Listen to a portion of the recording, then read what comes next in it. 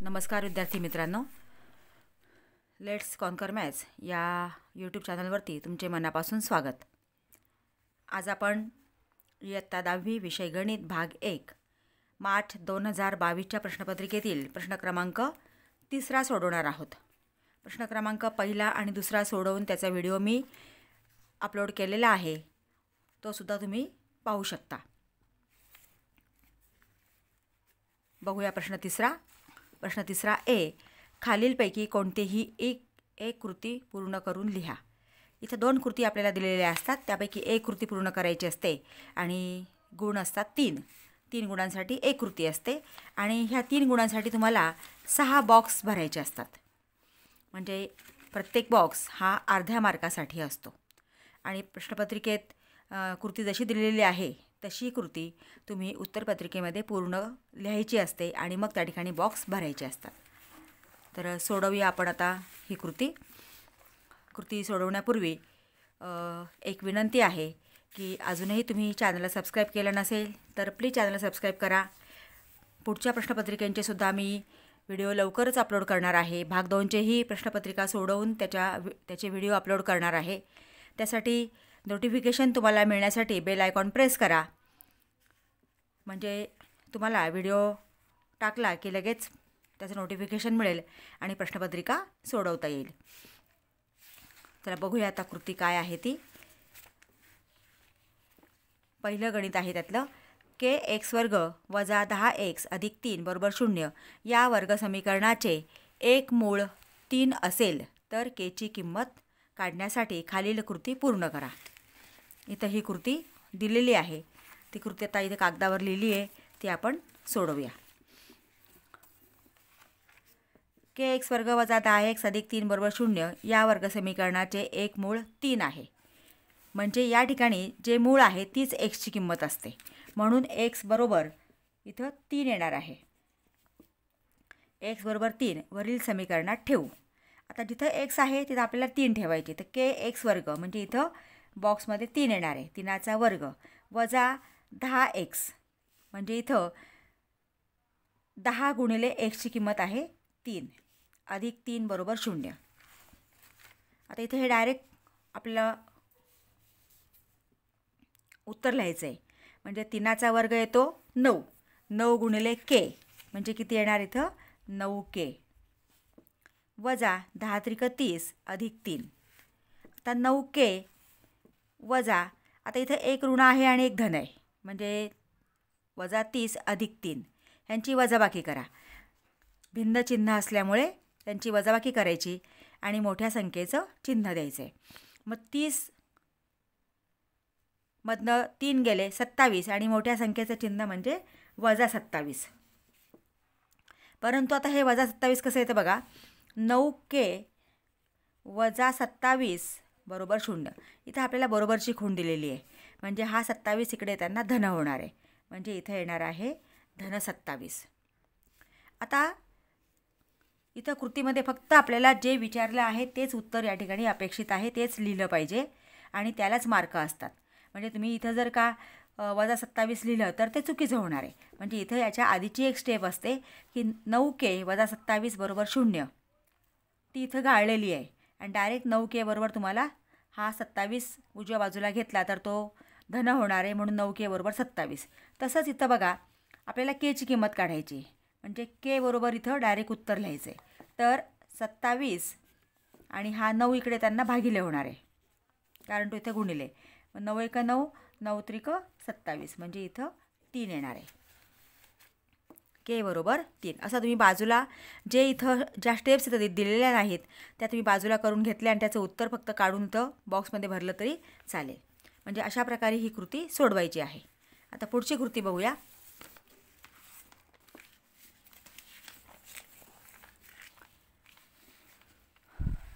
योग्य रीतीने पिसलेल्या 52 पत्त्यांच्या कॅटमधून एक पत्ता काढला तर खालील घटनांची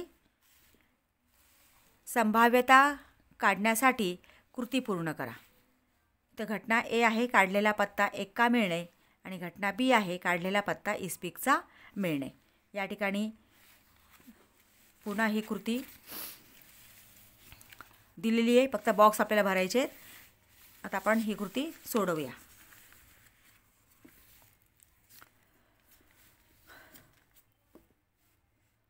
समजा नमुना अवकाश एस आहे.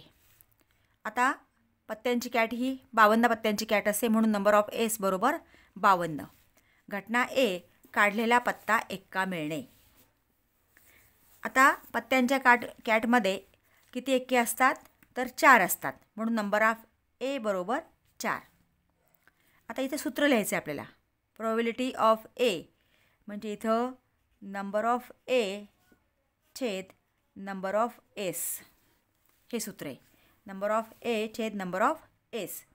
प्रत्येक बॉक्सला अर्धा मार्क असतो, हे लक्षात ठेवा. जेवढे बॉक्स तुमचे बरोबर येतील त्याप्रमाणे तुम्हाला मार्क मिळतात. आता नंबर ऑफ ए बरोबर इथं बॉक्स आहे, म्हणजे इथं नंबर ऑफ एची किंमत किती आहे, 4 छेद 52.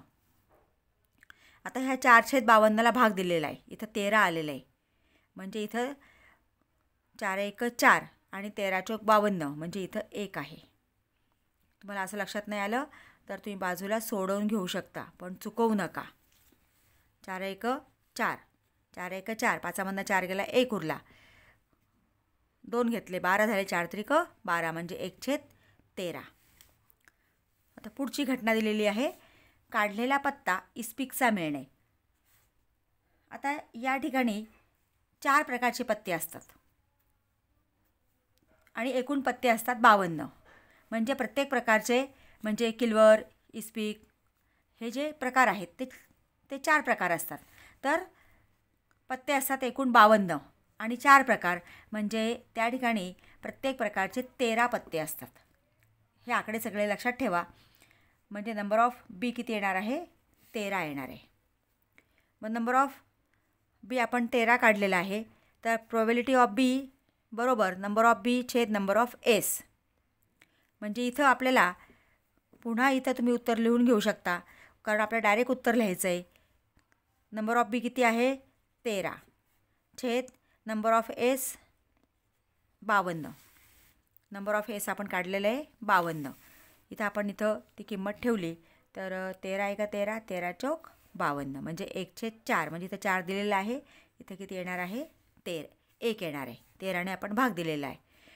म्हणजे इथं सोडवताना तुम्ही पुढं याप्रमाणे सोडवून घेतलं आणि डायरेक्ट उत्तर लिहिलं तरी चालेल. म्हणजे अशा प्रकारे कृती पूर्ण करायची आहे. आता घेऊया आपण प्रश्न बी. बी प्रश्न, खालीलपैकी कोणतेही 2 उपप्रश्न सोडवा. 6 गुण आहेत, प्रत्येक प्रश्नाला 3 गुण. 1. खालील एक सामायिक समीकरणे आलेखाच्या साह्याने सोडवा. समीकरण दिलं आहे x अधिक 3y बरोबर 7 आणि 2x अधिक y बरोबर -1. ही दोन समीकरणं आपल्याला आलेखाच्या साह्याने सोडवायची आहे. त्यासाठी आपल्याला इथं x आणि yचे निर्देशक, म्हणजे बिंदूंचे निर्देशक आपल्याला काढून घ्यावे लागतील. तर प्रथम इथं पहिलं समीकरण आपण घेऊया, x अधिक 3y बरोबर 7. हे समीकरण yमध्ये तयार करायचं आहे. 3y बरोबर 7, हा x इकडे त्यांना वजा होणार आहे, 7 वजा x, म्हणजे y बरोबर 7 वजा x, हा 3 गुणिले आहे तो इथं भागिले होणार आहे. म्हणजे y बरोबर 7 वजा x छेद 3. आता यात आपल्याला xची किंमत ठेवायची. पहिली किंमत ठेवूया आपण, x बरोबर 0. मग y बरोबर 7 वजा 0 छेद 3 बरोबर 7 छेद 3. 7मधनं 0 गेले 7, 7 छेद 3. आपण इथं भाग दिला तर 3 दुणे 6, 7ला भाग दिला, 3 दुणे 6, 7मधनं 6 गेले 1 उरला, त्याच्यावरती 0 घेतला, 10 झाले.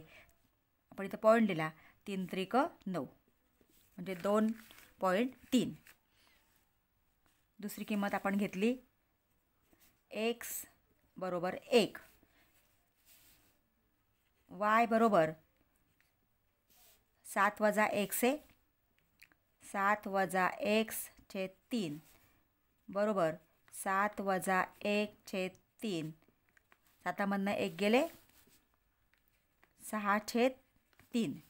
इथं भाग दिला आपण 3 1 3 3 2 6 म्हणजे y बरोबर 2.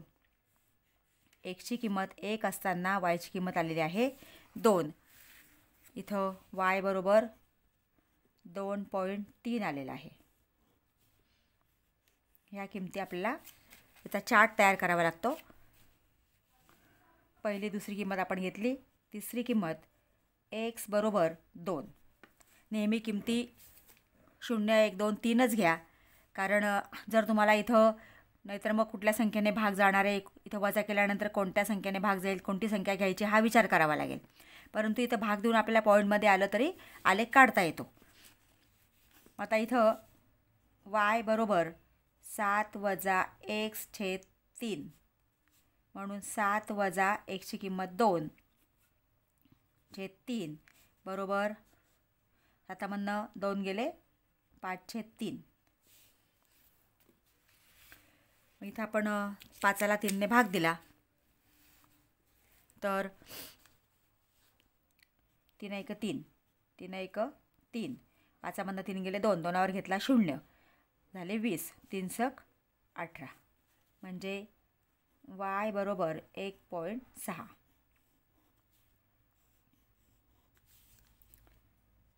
आता चौथी किंमत घेऊया. x बरोबर 3. मग y बरोबर 7 वजा x/3 बरोबर 7 वजा 3/3 बरोबर 7मधनं 3 गेले 4/3. इथं भाग दिला आपण 3 1 3 3 1 3 4मधनं 3 गेले 1 उरला 0 घेतले 10 झाले 3 त्रिक 9 म्हणजे y बरोबर 1.3. या प्रकारे आपल्याला आलेख काढण्यासाठी x आणि yचे निर्देशक काढून घ्यावे लागतात. आता आपण इथं x y आणि x y आता xच्या किमती आपण घेतलेल्या आहेत 0 1 2 3. xची किंमत 0 असताना yची किंमत आहे 2.3. xची किंमत 1 असताना yची किंमत 2.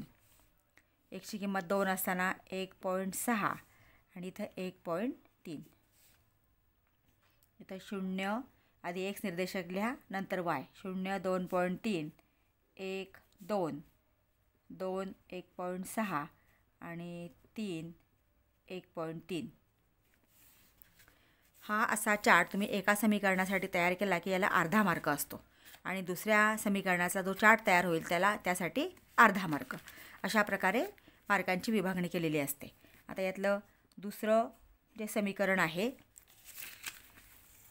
ते काय बघा. 2x अधिक y बरोबर -1.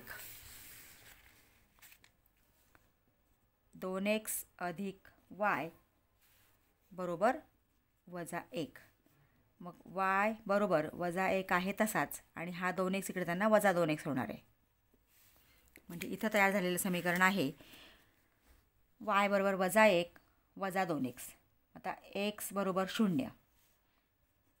पहिली किंमत आपण घेतली y बरोबर -1 -2 गुणिले 0 बरोबर -1. कारण 0 गुणिले 2 काय येणार आहे 0च येणार आहे म्हणजे -1. जिथं yची किंमत आलेली आहे -1. दुसरी किंमत आपण ठेवली x बरोबर 1.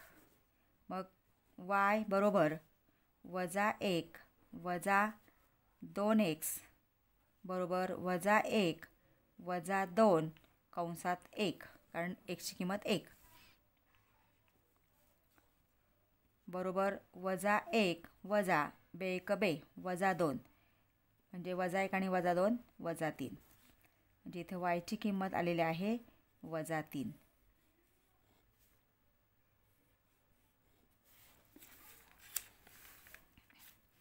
पुढची तिसरी किंमत x बरोबर 2. मग y बरोबर -x -2x. तुम्ही हे प्रत्येक वेळेस समीकरण नाही लिहिलं तरी चालतं. इथं वरती बघून तुम्ही फक्त किंमत व्यवस्थित ठेवा. बरोबर -1 -2 कंसात 2 म्हणून y बरोबर -1 2 4 -4 म्हणजे इथं -5 y बरोबर -5. आणि शेवटची चौथी किंमत तुम्ही 3 ठेवले तर चालतील, पण 4 ठेवले तर आपल्याला रेषा काढणं सोयीचं होतं.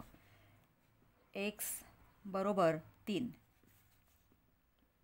मग y बरोबर -1 वजा 2x बरोबर -1 वजा 2 कंसात 3 म्हणजे बरोबर -1 3 2 6 वजा 6 म्हणजे y बरोबर -7. आता इथं x y आणि xy. एक्सच्या किमती आपण पुन्हा 0 1 2 3च घेतलेल्या आहेत. 0 असताना yची किंमत -1, 1 असताना -3, 2 असताना -5 आणि 3 असताना -7. 0 -1, 1 -3, 2 -5 आणि 3 -7. तर अशा प्रकारे चार्ट तयार झाल्यानंतर आपल्याला आलेख काढायचा असतो. आता इथं हा आलेख काढला आहे. आलेख काढताना आडवा एक्स अक्ष एक्स डॅश किंवा एक्स डॅश, उभा वाय डॅश. एक्स अक्षावरती उजव्या बाजूला इथं बरोबर 1 सेंटीमीटरला खुणा करा. तर 1 2 3 4 5 6 7 याप्रमाणे धन अंक लिहा. डाव्या बाजूला तशाच प्रकारच्या खुणा करायच्यात 1 सेंटीमीटरला आणि इथं -1 -2 -3 -4 याप्रमाणे लिहायचं आहे. तसंच वाय अक्षावरती वरच्या बाजूला 1 2 3 4 5 6 1 सेंटीमीटरला खुणा करून अंक लिहा आणि खालच्या बाजूला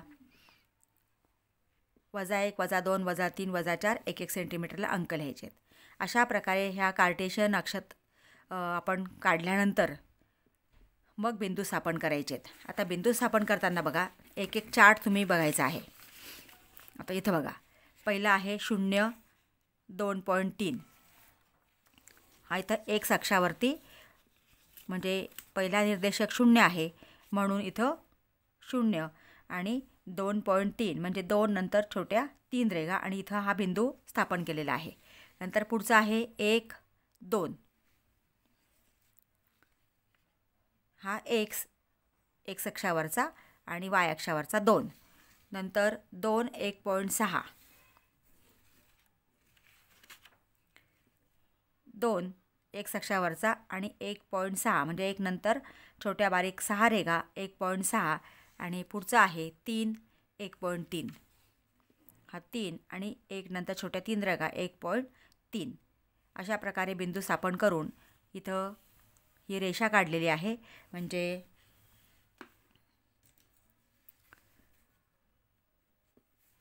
हा x अधिक 3y बरोबर 7 या समीकरणाचा आलेख आहे.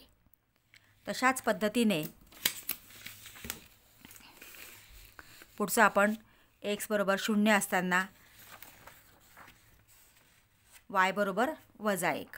तर बघा x बरोबर, कारण xची किंमत 0 आहे म्हणजे हा x y अक्षावर येणार आहे म्हणजे y बरोबर -1. नंतर 1 -3. आता हा 1 x अक्षावरचा आणि -3 हा बिंदू स्थापन केला आहे. नंतर 2 -5. बघा 2 x अक्षावरचा आणि -5 y अक्षावरचा इथं हा बिंदू स्थापन केला आणि पुढचा आहे 3 -7 हा बिंदू स्थापन केला. ह्या रेषा आपण आता हे बिंदू जर आपण फक्त जोडले तर ते एकाच बाजूला येत आहेत, परंतु ती रेषा पूर्ण आपण जोडायची आहे कारण आपल्याला उकल शोधायची आहे. या 2 रेषा एकमेकांना कुठं छेदतात ते आपल्याला इथं तो बिंदू आपल्याला आवश्यक आहे म्हणून त्या रेषा वाढवायच्या. इथं पूर्ण रेषा काढायच्या. कोणत्या समीकरणाचा आलेख आहे ते लिहायचं. तर हा 2x अधिक y बरोबर -1 चा आलेख आहे आणि हा x अधिक 3y बरोबर 7 चा आलेख आहे. ह्या दोन्ही रेषा एकमेकांना ह्या बिंदूमध्ये छेदत आहेत. मग त्या बिंदूला खूण करून त्याचे x आणि y निर्देशक लिहायचे. आता x निर्देशक हा x वरचा बिंदू इथं -2 आला, -2 आणि y निर्देशक हा y अक्षावरचा बिंदू इथं 3 म्हणजे उकल आलेली आहे -2 आणि 3. म्हणून इथं उकल बरोबर x बरोबर -2 आणि y बरोबर 3. अशा पद्धतीने आलेख काढायचा आहे. इथं प्रमाण दोन्ही अक्षावर आपण सारखंच घेतलं आहे. 1 सेंटीमीटर बरोबर 1 एकक प्रमाण लिहायचं आहे. म्हणजे इथं तुम्ही हे 2 चार्ट तयार केले की त्याला अर्धा मार्क असतो सारणी तयार करण्यासाठी. नंतर तुम्ही हे y अक्ष काढल्यानंतर हे ज्या 2 तुम्ही रेषा काढल्यात म्हणजे हे या समीकरणांचे आलेख, या प्रत्येक आलेखासाठी सुद्धा अर्धा मार्क असतो आणि उकल काढण्यासाठी अर्धा मार्क असतो. आणि प्रमाण तुम्ही जे लिहिता म्हणजे ह्या ठिकाणी हे जे प्रमाण घेतलेलं आहे हे प्रमाण म्हणजे ते x अक्ष y अक्ष पूर्ण काढल्यानंतर हे प्रमाण लिहिल्यानंतर त्याला अर्धा मार्क असतो. अशा प्रकारे मार्कांची विभागणी असते. म्हणजे जेवढं तुम्ही सोडवलेलं आहे त्या प्रमाणात त्या प्रकारे तुम्हाला मार्क मिळत असतात. तर अशा प्रकारे हा आलेखाच्या साहाय्याने आपल्याला एक सामायिक समीकरण कसं सोडवायचं तो प्रश्न आपण घेतलेला आहे. आता पुढचा प्रश्न घेऊया.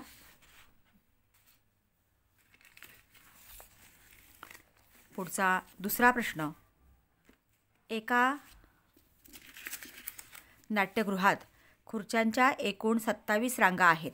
पहिल्या रांगेत 20 खुर्च्या आहेत, दुसऱ्या रांगेत 22 खुर्च्या, तिसऱ्या रांगेत 24 खुर्च्या, याप्रमाणे सर्व खुर्च्यांची मांडणी आहे. तर नाट्यगृहात एकूण किती खुर्च्या असतील? म्हणजे इथं आपल्याला नाट्यगृहात एकूण रांगा आहेत 27. पहिल्या रांगेत 20, दुसऱ्या रांगेत 22, तिसऱ्या रांगेत 24. म्हणजे याप्रमाणे इथं 20, 22, 24 म्हणजे ही अंकगणिती श्रेणी आपल्याला दिलेली आहे. त्यानुसार आपल्याला हे एकूण किती रांगा असतील म्हणजे नाट्यगृहामध्ये एकूण किती खुर्च्या असतील हा प्रश्न आपल्याला विचारलेला आहे. म्हणजे इथं आपल्याला एकूण म्हणजे बेरीज म्हणजेच SN काढायचं आहे. आणि SN किती रांगांचं काढायचं आहे तर 27 म्हणजे S 27 आपल्याला काढायचं आहे. आधी SN काढूया आणि नंतर आपण SNचं सूत्र लिहिल्यानंतर आपल्याला त्या ठिकाणी किमती टाकता येतील. बघा आता हे उदाहरण कसं सोडवायचं आहे.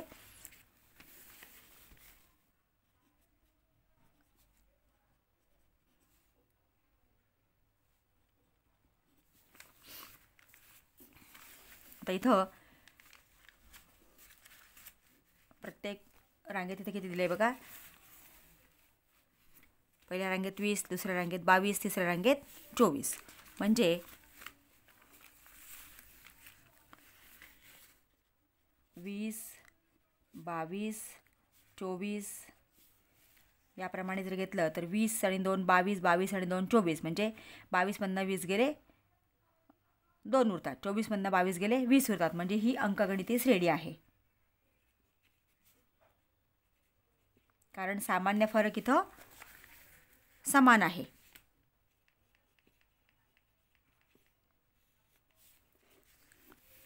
ही अंकगणिती श्रेणी आहे.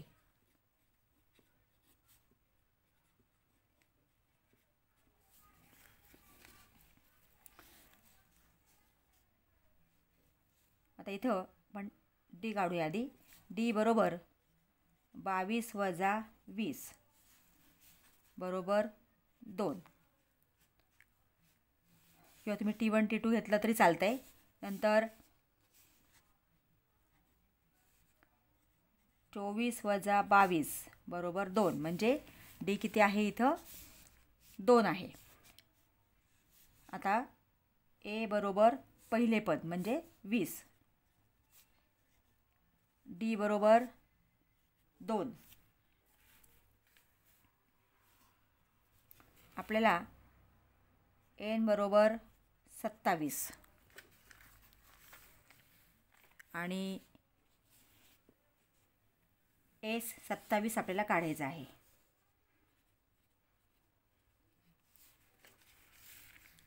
आता प्रथम SNचं सूत्र लिहा. SN बरोबर N/2 2A अधिक N वजा 1 गुणिले D कंस पूर्ण. आता इथे सगळ्या किमती ठेवायच्या आहेत.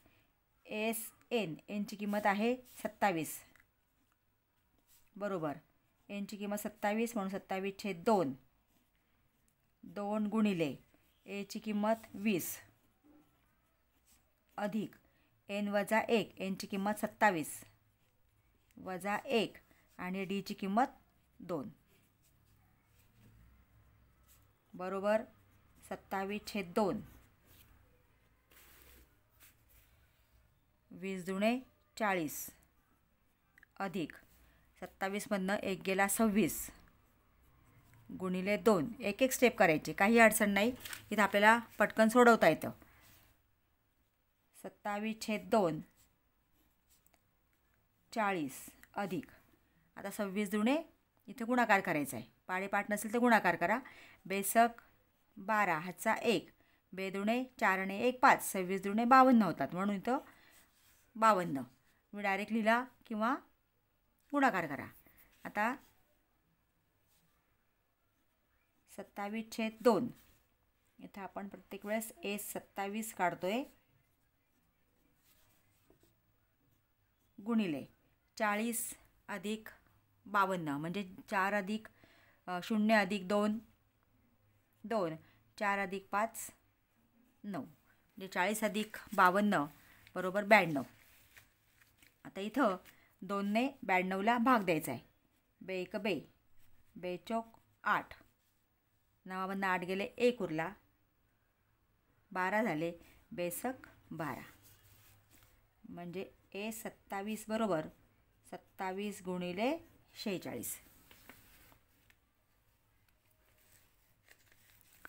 आता इथं गुणाकार करूया. 46 गुणिले 27 7 सखम 42 हातच्या आले 4 7 चौक 28 28 आणि 4 32 एका अंकाने गुणलं म्हणून 0 बेसक 12 हातचा 1 बे चौक 8 आणि 1 9 2 अशी 2 2 आणि 2 4 9 3 12 म्हणजे 1242 1242 म्हणजे नाट्यगृहात एकूण 1242 खुर्च्या असतील.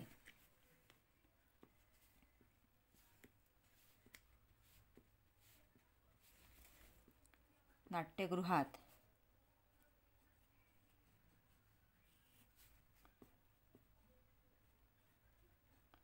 एकूण 1242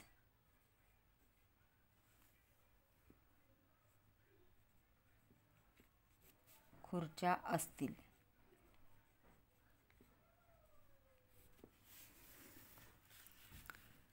याप्रमाणे हे गणित सोडवायचं आहे. पुढचं तिसरं गणित घेऊया. तिसरं गणित.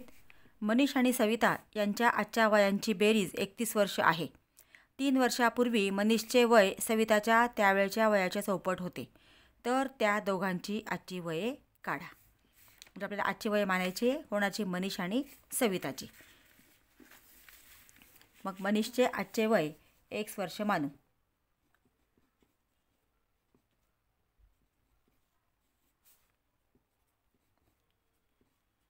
मनीषचे आजचे वय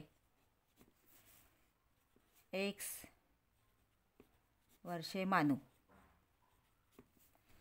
आणि सविताचे आजचे वय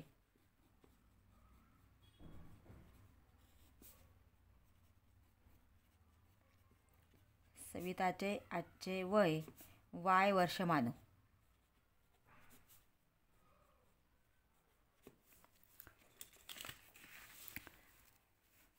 दोघांच्या आजच्या वयाची बेरीज 31 वर्ष आहे.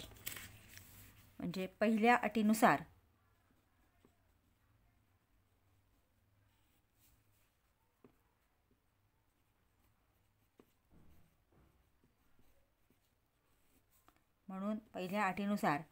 x अधिक y बरोबर 31. समीकरण 1. आता 3 वर्षापूर्वी त्यांनी दिलेलं आहे 3 वर्षापूर्वीचं. म्हणून 3 वर्षापूर्वी आता आजचं वय मनीषचं 1 वर्ष आहे.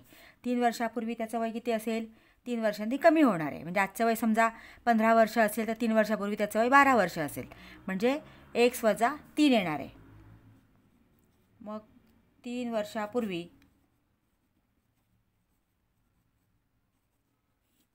मनीषचे वय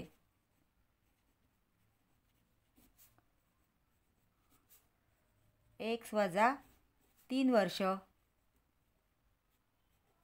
व सविताचे वय,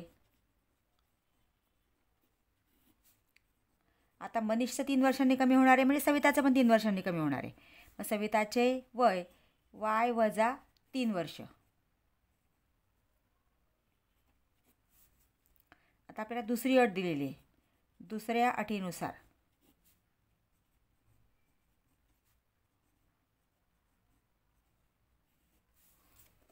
काय अट आहे दुसरी? 3 वर्षापूर्वी मनीषचे वय सविताच्या त्यावेळच्या वयाच्या चौपट होते. मनीषचे वय, आता मनीषचं वय कोणतं आहे? एक्स वजा 3.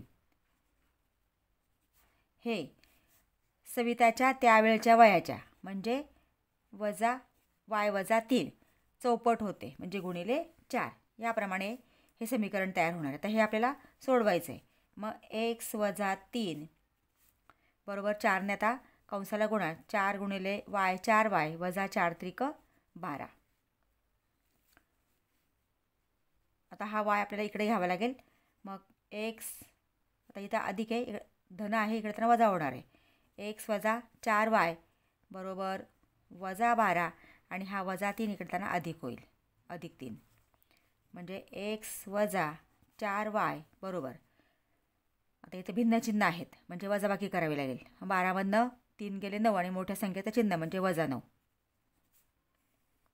हे झालं समीकरण 2 तयार. आता समीकरण 1 आणि 2 जर आपण त्यांच्या सहगुणकांचं, तर समीकरण एक्सचा सहगुणक 1 आहे, इथं पण सहगुणक 1 आहे म्हणजे आपल्याला समान सहगुणक एक्सचे आहेत आणि चिन्ह मात्र समान आहे. चिन्ह समान असतील तर त्या समीकरणांची वजाबाकी करावी लागते, म्हणून आपल्याला या दोघांची वजाबाकी करावी लागेल. मग समीकरण 1 वजा समीकरण 2.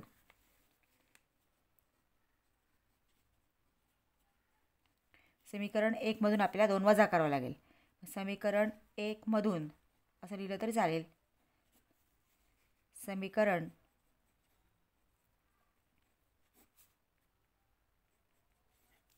2 वजा करू.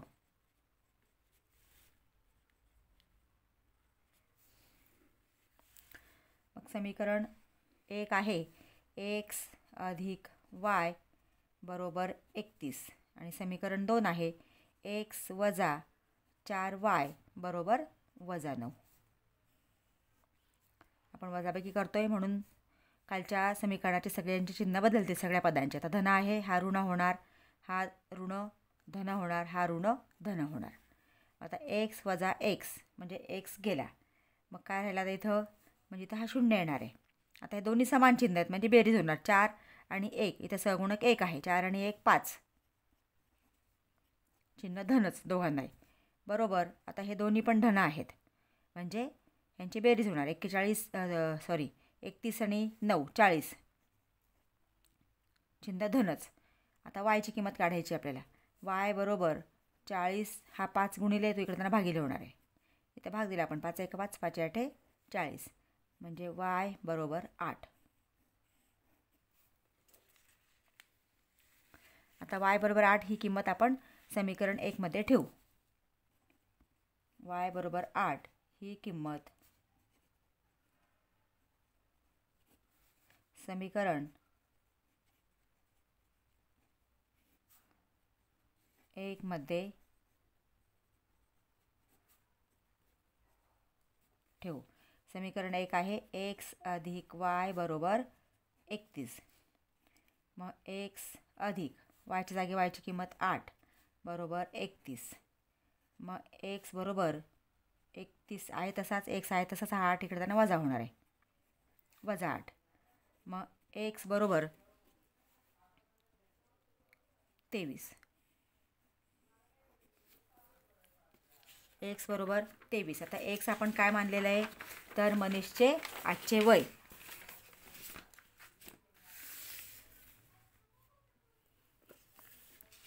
मनीषचे आजचे वय एक्स म्हणजे ते आलं 23 वर्ष आणि सविताचे आजचे वय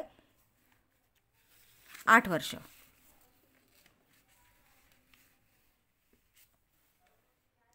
म्हणून मनीषचे आजचे वय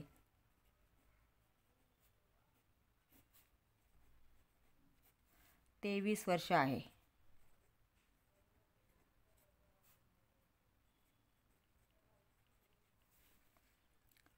सविताचे आजचे वय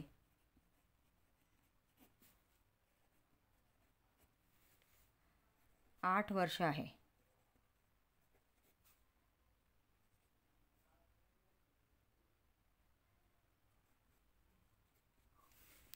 अशा प्रकारे हे वयाचं गणित सोडवायचं आहे. आता पुढचं चौथं शेवटचं गणित. खालील वर्गसमीकरण सूत्राचा वापर करून सोडवा. x वर्ग अधिक 10x अधिक 2 बरोबर 0.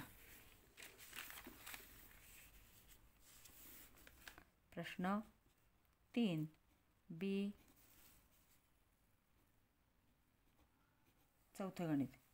x वर्ग अधिक 10x अधिक 2 बरोबर 0. आता या समीकरणाची x वर्ग अधिक bx अधिक c बरोबर 0शी तुलना करायची आपल्याला. मग x वर्ग अधिक bx अधिक c बरोबर 0शी तुलना करून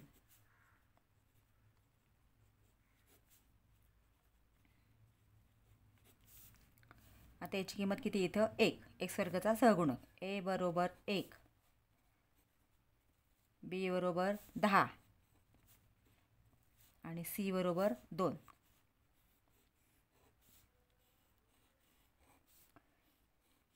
सूत्राचा वापर करून गणित सोडवताना पहिल्यांदा ABCच्या किमती तिथं लिहून घ्या. नंतर मग b वर्ग वजा 4ac याची किंमत काढायची आहे. b वर्ग वजा 4ac. आता b वर्ग म्हणजे bची किंमत किती आहे? 10. 10चा वर्ग वजा 4 गुणिले aची किंमत 1 आणि cची किंमत 2. 1 गुणिले 2. मग 10चा वर्ग 100 वजा 4 1 4 आणि 4 2 8. 100मधनं 8 गेले 92. म्हणजे b वर्ग वजा 4ac याची किंमत आलेली आहे 92. आता आपल्याला सूत्र लिहायचं आहे. सूत्र इथं जे चल असेल ते घ्यायचं. x बरोबर वजा b अधिक वजा b वर्ग वजा 4ac छेद 2a हे सूत्र आहे. म्हणजे या सूत्राचा वापर करून उदाहरण सोडवा असा प्रश्न असतो नेहमी. मग आता इथं वजा हे सूत्रातलंच चिन्ह आहे. वजा b अधिक वजा वर्गमुळात b वर्ग वजा 4ac छेद 2a. आता या सूत्रामध्ये आपल्याला ह्या सगळ्या किमती ठेवायच्या आहेत. बरोबर वजा सूत्रातलंच आणि bची किंमत आहे 10 अधिक b वर्ग वजा 4ac किंमत काढली आपण 92 छेद 2 गुणिले aची किंमत आहे 1 वजा 10 अधिक. आता 92ची आपल्याला फोड करावी लागेल. एका संख्येचा आपल्याला त्यातनं वर्गमूळ बाहेर काढता येईल. आता 92 म्हणजे 23 गुणिले 4 किंवा 4 गुणिले 23. 23 चौक 92 छेद बे एक बे बरोबर वजा 10 अधिक वजा 4चा वर्गमूळ 2 आणि वर्गमुळात 23 छेद 2. आता इथं वजा 10 आणि हे 2 आपल्याला बाहेर काढता येतात. म्हणजे इथं 10मध्ये 2 हा सामायिक अवयव आहे. 2 जर आपण बाहेर काढला तर बे पंचे 10 म्हणजे वजा 5 अधिक वजा वर्गमुळात 23 छेद 2. आता हा 2 कॅन्सल केला तर भाग दिला आपण. मग x बरोबर वजा 5 अधिक वजा 23 हे उत्तर आलेलं आहे. आता आपल्याला इथं 2 अवयव दाखवायचे आहेत. म्हणून x बरोबर -5 अधिक वर्गमुळात 23 किंवा x बरोबर -5 वजा वर्गमुळात 23. म्हणजे हे दोन वर्ग समीकरणाची मुळे आहेत. मग वर्ग समीकरणाची मुळे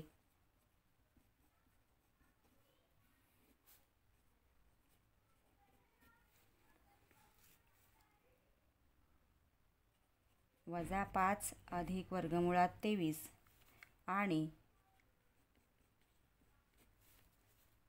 -5 वजा वर्गमुळात 23 आहेत. अशा प्रकारे हे सूत्र वापरून वर्गमिक समीकरण सोडवा प्रश्न आपल्याला सोडवायचा आहे. विद्यार्थी मित्रांनो, तिसरा प्रश्न आपण आज सोडवलेला आहे. मी लवकरच प्रश्न क्रमांक 4 आणि 5चा व्हिडिओ अपलोड करणार आहे. त्यासाठी तुम्हाला चॅनलला सबस्क्राईब करावं लागेल. बेल आयकॉन प्रेस करा म्हणजे नोटिफिकेशन मिळेल. व्हिडिओ आवडला असेल तर लाईक करा आणि आपल्या मित्रांना शेअर करा. थँक्यू.